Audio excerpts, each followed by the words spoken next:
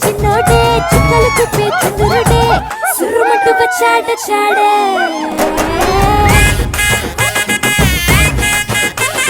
గంధము గట్ట పూయండే బిందులు సిద్ధం చేయండే ఉన్నదంతా పట్టించేయండే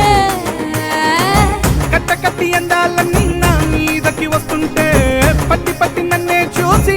కవిస్తూ ఉంటే ఎట్ట తప్పుకుంటా చెప్పండే హే హే